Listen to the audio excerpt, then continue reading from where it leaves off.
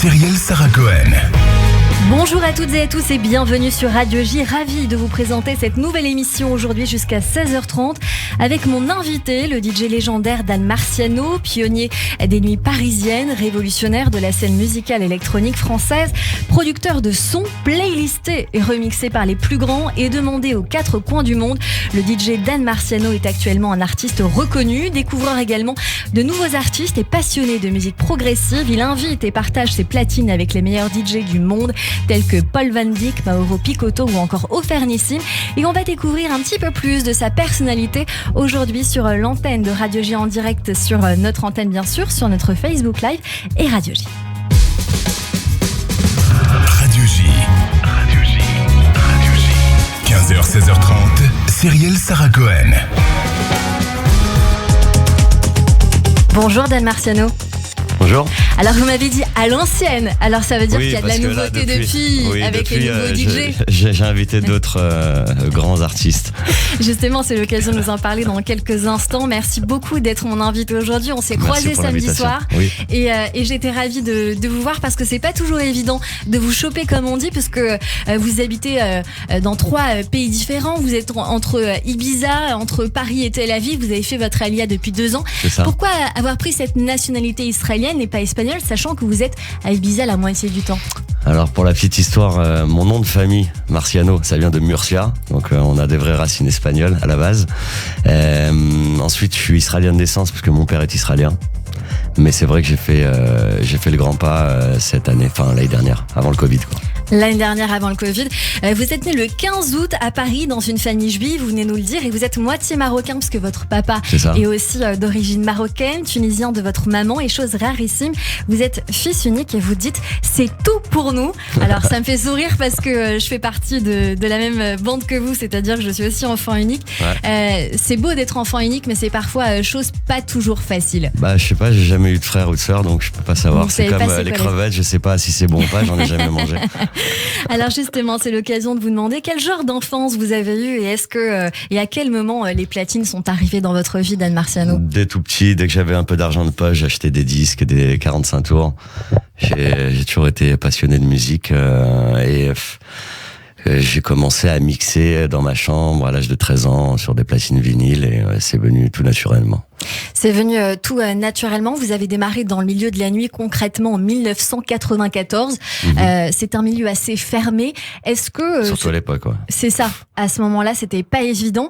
Est-ce qu'il y a des gens qui vous ont ouvert les portes justement, ou est-ce qu'il a fallu se battre pour ça? Ça a été dur. J'ai fait des pieds et des mains pour me faire connaître. Je me rappelle d'aller au bain-douche ou au Bataclan voir David Guetta, lui donner des cassettes, parce qu'à la base on faisait des mix sur des cassettes à l'époque. Et petit à petit, j'ai organisé aussi mes propres soirées pour pouvoir mixer, parce que bon, j'étais pas connu et les places étaient très très chères, donc c'est vrai que j'ai dû organiser mes propres événements pour pouvoir mixer, et de fil en aiguille, tout est arrivé comme il faut, quoi. Vous débutez concrètement en 95, c'est au Palace à Paris. Ensuite au Privilège face à un public très exigeant. Votre carrière, elle prend un vrai tournant justement lorsque vous obtenez vos premières résidences à la Loco d'abord pendant 6 ans, chaque samedi. Ensuite à l'Enfer, aux afters du dimanche matin, donc c'était dans la continuité de la soirée, et ça parlera sûrement à certains, et sûrement aussi à la génération des enfants de parents qui nous écoutent, la mienne. Racontez-nous ces belles années de nuit et de jour pour vous. C'était le début de la musique électronique en France. Ça venait de Chicago. La communauté gay à Paris, vraiment générait le maximum de soirées et les meilleurs événements. Et il y a des clubs comme le Folies Pigalle qui ont vraiment démocratisé, on va dire, cette musique. Et au fil du temps, les bains-douches ont suivi. L'étoile, les soirées de David Guetta. Le Gibus. Le Gibus, bien entendu. Vous vous imposez très vite. Vous aviez 19 ans au départ. Est-ce qu'on est bien accepté dans le milieu de la nuit, surtout quand on est juif et surtout aujourd'hui encore? C'est marrant parce que quand j'ai commencé à jouer au niveau professionnel et à la loco, je faisais Shabbat, je crois, depuis depuis un an seulement. Ouais. Et j'ai eu cette force de toujours refuser le travail vendredi soir. Jusqu'à présent. C'est très fort parce que on s'est vu samedi soir. On m'avait dit, je suis arrivé un petit peu en retard justement pour la sortie de Shabbat. C'est ça. Vous mixez pas le vendredi, c'est peut-être pas évident quand même quand on est DJ de continuer à s'imposer, sachant que quand même on impose un certain respect et des règles. Bon après ici en France, on a la chance que on a le vendredi et le samedi. Ouais. Donc parce que le dimanche tout le monde se repose, donc on peut faire des soirées le samedi soir. Chose qu'en Israël c'est pas aussi évident parce que le dimanche tout le monde travaille. C'est plutôt le jeudi en Israël. Donc vous diriez même à Paris aussi c'est le jeudi, mais c'est plutôt le vendredi en Israël on va dire. Et ouais. C'est le soir du Shabbat, donc il faut tenir quand même. Ouais, bah c'est ça. Si j'avais démarré là-bas, je pense pas que vous auriez eu la carrière que vous avez aujourd'hui. Non, ou bien j'aurais pas été religieux. Bah oui, il aurait fallu s'aider d'un côté ou de l'autre. Est-ce que votre judaïsme vous a aidé dans votre vie, Dan Marciano, ou peut-être sauvé de mauvaises situations, ou vous a empêché d'être dans des mauvaises situations? Le meilleur associé, c'est le patron là-haut, hein, c'est Hachem. Donc heureusement que j'ai eu ça dans ma vie et j'espère jusqu'à mon dernier souffle, quoi. Je vis constamment avec ça depuis que je suis tout petit. Vous êtes religieux, vous vous sentez proche de Dieu, et d'ailleurs ça a inspiré votre musique, je crois, avec des sons comme Bereshit qu'on est en train d'écouter, ou encore un EP appelé Balagan en mai 2015, ou encore Admatai en 2019 en hébreu. Pourquoi ces titres-là, sachant que ça chante pas, on n'entend pas le mot Bereshit, mais quand même ça inspire le titre d'un son? Ouais, parce que c'était peut-être le départ d'une nouvelle période, je sais pas. Vous savez, comme on fait de la musique électronique, souvent à 80%, il n'y a pas de voix, il faut trouver un nom. Donc il faut trouver un nom. Par exemple, il y a un track que j'ai appelé Purim 770 parce que j'avais fini ce track-là, c'était pendant les fêtes de Purim. Ouais, je crois que c'est dans l'album Bereshit, si je dis pas de bêtises. 6 ans après vos débuts, en l'an 2000, vous débutez la carrière de producteur en produisant des remixes de nombreux maxis sur des gros labels, mais aussi des sons à vous, avec donc Bereshit qu'on vient d'écouter, mais avant Insanity qui avait cartonné pas mal sur les radios, dans les clubs, et beaucoup d'autres sons plus underground, dans divers titres également. Vous sortez aussi Unlimited, on va écouter dans un instant. Sur la compile du Bouddha Bar. Comment vous définissez votre style de musique, Dan Marciano, parce que vous êtes précurseur de la musique électronique en France. Votre ton, votre ambiance à vous, votre style, c'est quoi? Moi, mon style, c'est plusieurs styles en fait. C'est que j'ai mon ADN, j'ai vraiment un fil conducteur quand on m'écoute jouer. Mais maintenant, mes influences, ça vient de tout ce que j'ai mixé dans ma vie. Donc, j'ai commencé à mixer de la funk. Après c'était du rap, c'était de la New Jack, ça s'appelait même pas du R&B, donc c'était le début du hip-hop. Alors qu'au tout début, la musique qui cartonne, c'est le R&B. C'est ça. C'est ça, donc il faut s'adapter. C'est que ça cartonne. Il y avait deux mouvances, il y a toujours eu la funk, le disco et ensuite le hip-hop, et il y a toujours eu, on va dire, la disco et le début de la house music. Voilà. Et donc j'ai fait partie de ce mouvement dès le départ, et je me rappelle quand j'ai commencé à mixer house music et trance, c'était le début, quoi. C'était les premières rave parties, c'était les premières soirées house à Paris. Et aujourd'hui, jusqu'à présent, voilà, moi, dans mes influences, j'ai toutes ces bases-là, quoi. Oui, vous êtes éclectique. Quand on vous demande quel morceau vous aimez le plus jouer, Dan, vous répondez que vous n'êtes pas anti-commercial, vous aimez tout quand la musique est bonne, comme l'a dit Jean-Jacques Goldman, c'est ce que vous dites. Vous n'êtes pas borné sur un type de musique, vous jouez de tout avec des sets assez larges. Et est-ce que, à mon sens, c'est ça qui fait votre force? Après, ça reste underground, hein. Bien sûr. Je vais pas jouer, je joue pas commercial, ou je joue pas. Vous ne faites pas Ella de France Gall, quoi. Mais je pourrais faire un remix d'Ella Ella de France Gall, mais en mode underground, où le refrain va arriver au milieu de la chanson et personne va s'y attendre. Et c'est là la beauté de cette musique et comment on peut transformer les choses. Quand vous êtes DJ, vous devez aussi vous adapter au public. Si par exemple vous sentez que ça prend pas, on doit. Un DJ, c'est avant tout, c'est travailler pour le public qu'on a en face de soi. Sinon on reste chez à la maison et on mixe dans sa chambre. Il y a un côté un peu psychologique aussi quand on est derrière une cabine. Vous êtes observateur de tout. Vous êtes un peu comme une tour de contrôle. Est-ce que vous observez un changement d'état d'esprit dans le monde de la nuit aujourd'hui? J'ai fait danser, comme vous avez dit tout à l'heure, les papas, les enfants de les papas. On va en reparler. J'ai vu pas mal de générations danser, mais après c'est c'est le travail propre du DJ. Donc vous pouvez prendre 5 DJ différents, vous leur donnez les mêmes disques. Chacun va raconter son histoire différemment. Et c'est ça un mix, c'est un message, c'est emporter les gens dans votre histoire. Et même à la fin, leur faire aimer quelque chose qu'ils s'y attendaient pas. Et c'est ce qui m'est arrivé plusieurs fois dans ma carrière. Est-ce que les goûts musicaux des gens qui viennent vous voir, ils ont évolué aussi au fur et à mesure des années, Dan Marciano ? Sûrement, hein, avec la radio, la télé, les sorties, c'est beaucoup plus médiatisé, c'est beaucoup plus accessible. Avant, moi, voilà, quand on achetait des disques, il fallait aller en Belgique, il fallait aller à Amsterdam, il fallait machin, on achetait des vinyles. Aujourd'hui, tout est téléchargeable, tout est à portée de main. Donc la musique, elle est beaucoup plus, on va dire, présente et facile à trouver pour tout le monde, que ce soit pour un DJ ou pour quelqu'un qui va en boîte écouter du son. Mais vous sentez, vous, le public, quand il est en face de vous, est-ce que ça dépend de la soirée dans laquelle vous êtes, ou est-ce que vous observez qu'il y a quand même, la house, elle est différente d'avant, on doit s'adapter à des goûts musicaux qui évoluent, la trance, qu'est-ce qui marche le mieux ? Ça dépend des gens. Il y a pas, c'est chaque jour ça va changer. Si je suis encore là, grâce à Dieu, c'est que j'ai jamais suivi une mode. J'ai toujours fait en sorte de donner la mode. Enfin, voilà, j'ai un flair et vous l'insufflez la voilà, mode. Des fois. C'est comme on me disait là hier, ouais, c'est putain, il était bien ton set. Est-ce que c'est vrai qu'avant le côté chamanique, alors c'est vrai qu'à un moment donné j'ai joué un peu chamanique, mais c'était tout neuf, c'était pas encore. Et c'est peut-être le ton que vous allez imposer. Et voilà, j'ai passé cette période-là et aujourd'hui je sens quelque chose d'autre et c'est pour ça que mon set il est différent aujourd'hui.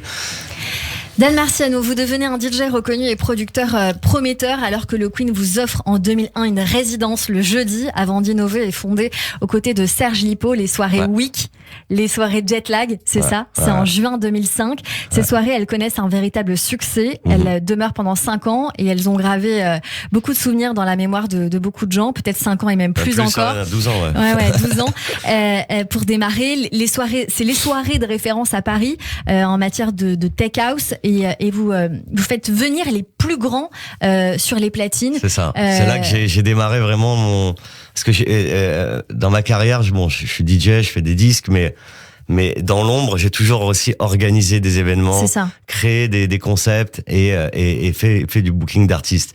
Et c'est vrai que j'ai eu la chance. Ce qu'on appelle être DA aussi. Hein. C'est ça. Ouais, j'étais DA mais caché. Après, j'étais plus. Et j'ai eu la chance que Philippe Fassien, à la tête du Queen à l'époque, et avec son DA Thibaut Jardon et après Frédéric Henry, m'ont fait confiance et j'ai eu l'opportunité de pouvoir inviter des têtes d'affiche au Queen. Laurent Wolf, Didier Sinclair, Antoine Clamaran, Andy Maurice, enfin voilà, il y a beaucoup de noms. Même au Fernissim, je crois. Au Fernissim, oui, je l'ai amené de Tel Aviv. C'était un carton plein. Mais sinon j'ai aussi œuvré pour d'autres artistes plus trans comme Paul Van Dyk ou Armin van Buren qui étaient déjà numéro 1 à l'époque. Et on a fait les Roger Sanchez, les Pete Tong, etc. Bon, tous les grands DJ. Vous avez mixé aussi dans beaucoup de discothèques. On est en train d'écouter au Fernissim et Maya First Time. Vous avez mixé partout à l'international, en Israël. Et d'ailleurs, j'ai envie de vous dire que moi, je me souviens d'une soirée. C'était le 19 août 2006. C'était au Shalvata de Tel Aviv, au Namal. Je pense qu'il y a beaucoup de personnes à qui ça va rappeler des souvenirs. Il y avait la chanteuse Maya. C'était présenté par Alex M. Je crois que c'était les soirées 50 degrés. Ouais. Vous avez fait beaucoup d'événements. Quel est l'événement qui vous a, vous, le plus marqué ? J'imagine qu'il y en a énormément, mais vous préférez jouer devant un public restreint ou un public assez large ? Ça dépend. Quand c'est restreint, comme à l'Aria, à Tel Aviv, c'est super famille. On est proche du public. La cabine DJ elle est au milieu de la mini piste de danse. Ouais.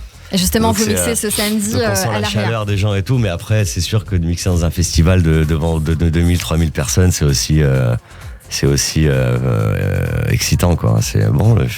Je suis fait pour la scène, j'adore. Que ce soit des petites scènes ou des grandes scènes, je prends mon plaisir à chaque fois. Vous avez mixé dans beaucoup de discothèques, en plus de celles que j'ai citées. Est-ce que vous avez des noms, Dan Marciano ? Où ça, à Paris ? Partout, dans le monde Paris, entier. J'ai fait pendant 7 ans le Mecca à Prague, où j'ai des très très bons souvenirs. J'ai fait le Brésil aussi, pas mal de fois, São Paulo, Florianopolis, où là-bas les gens sont aussi vraiment différents et chaleureux et soleil. Et, vraiment, c'était incroyable. Buenos Aires aussi, c'est super. Et bien sûr, Ibiza, quoi. Ibiza, c'est votre ville de cœur? Il n'y a pas mieux. Je crois que Hachem, il a créé Israël, après il a créé Ibiza. Ok, Dan Marciano, vous avez révélé des talents de DJ dans des clubs célèbres, vous venez nous le dire, grands et petits aux 4 coins du monde, de l'Allemagne, de l'Italie et de Miami à Singapour, au Brésil, à Buenos Aires jusqu'à Israël. C'est quoi un bon DJ pour vous? Un bon DJ, c'est quelqu'un qui, comme je vous ai dit, qui sait raconter une histoire et qui sait se renouveler à chaque fois, parce que la musique, elle change constamment, et si on reste dans son truc, on se fait vite oublier. Et là, encore plus aujourd'hui, maintenant, n'importe qui peut acheter des platines ou acheter un ordinateur avec des plugins et commencer à faire du son. Ouais. Il y a beaucoup de petits jeunes talentueux qui font des prods incroyables. Et voilà, grâce à la technologie aujourd'hui, c'est donné à tout le monde. Dan Marciano, parmi les talents, les jeunes talentueux de vos débuts, je peux pas oublier d'évoquer DJ Lamsé, Sébastien Selam, qui est parti trop tôt et qui a marqué toute une génération. C'était qui pour vous, Sébastien Selam? C'était comme mon petit frère. J'étais ami avec son grand frère. Stéphane. Stéphane, voilà, et il me dit, moi j'ai mon petit frère qui est DJ et tout. Je fais, bon, moi j'étais déjà dans la techno à cette époque. Et DJ au bain-douche notamment, c'était cette période-là. Je l'ai écouté jouer au Folies, il m'a rendu fou. Je lui ai dit, mais c'est un diamant, quoi. Et on a commencé à collaborer ensemble. Quand on avait fait une soirée, on avait fait un concept de soirée qui s'appelait 50-50. C'était moitié house, moitié hip-hop. Et après, on a démarré une soirée qui s'appelait Gift au Queen, où c'était un peu le même concept. Et c'est un de ces soirs-là où il est parti de ce monde. Il est parti alors que vous deviez mixer, je crois, ensemble lors d'une soirée au Queen. Ouais. Pour rappel, parce que nos éditeurs le savent, mais pas forcément tout le monde, Sébastien Selam, il avait 23 ans, il faisait partie des DJ les plus prometteurs de sa génération. Il devait partir à Miami, il venait de sortir une compile chez Warner, et il a été assassiné par son voisin et ami d'enfance dans le parking de son immeuble. Pas un jour de prison n'a été effectué pour celui qui l'a assassiné, puisque considéré comme fou avec des antécédents et un terreau familial schizophrénique. Le tout, toutefois, sur fond d'antisémitisme, chose reconnue non pas par la justice comme une circonstance aggravante de l'antisémitisme, parce qu'elle n'existait pas dans le droit à l'époque. Le meurtrier est aujourd'hui en liberté, après quelques années d'hôpital psychiatrique insupportable pour beaucoup. J'ai rencontré beaucoup de gens, Dan Marciano, de son entourage, beaucoup de noms qui me viennent en tête, que vous connaissez: Dan Pariante, Alex Massio, Fabrice Samar, Olivier Amiel.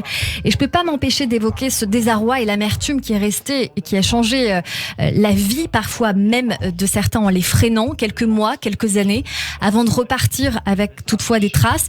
Est-ce que ça a été votre cas, Dan Marciano, où vous avez pris le parti de continuer à vivre et de réussir aussi pour lui? C'est sûr, hein. C'est sûr que c'était un passionné. C'était quelqu'un de très gentil, très généreux, avec un très bon cœur. Et c'est sûr que de là-haut, il doit nous regarder et il demande que ça, qu'on réussisse et qu'on avance. Et ça aurait été sans doute quelqu'un qui aurait eu une carrière similaire à la vôtre aujourd'hui, Dan Marciano. Près de 20 ans plus tard, le 29 mars dernier, Sébastien Selam a été exhumé en Israël à la demande de sa famille. Donc je pense à eux, nous pensons très fort à eux, et notamment à Juliette, sa maman, que j'embrasse bien fort et qui doit nous écouter aujourd'hui. Dan Marciano, vous ne vous êtes jamais arrêté. Vous venez de sortir Till Now, votre dernier track de votre nouvelle EP du même nom. C'est marrant que pendant la conception de ce track, on recevait les bombes à Tel Aviv. Ouais, vous étiez à Tel Aviv à ce moment-là. J'étais chez moi et c'était devant ma fenêtre, quoi. Ouais. Et Till, c'est un missile, et Now, ça veut dire. C'est ce qui vous a inspiré, ce son, ou c'était un concours de circonstances? C'était un concours de circonstances, et quand j'ai envoyé ça à mon pote qui était là-bas, qui est un musicien, il a dit waouh, the shame. Donc il y a un côté un petit peu anticipation. Ouais. Est-ce que, comme un chanteur qui écrit ses paroles, sa musique, vous voulez justement aussi exprimer quelque chose, une émotion dans la musique électronique? Comment on s'inspire? C'est pas, on a une idée, donc on se met devant les machines, après on l'a fait, ou des fois on se met devant les machines, on cherche des sons et selon un son de synthé, là ça nous donne envie de faire cette mélodie-là, ou de faire un gimmick de voix, etc.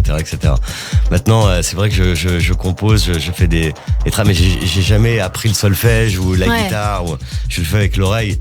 Donc c'est un peu plus dur pour les gens comme moi, mais...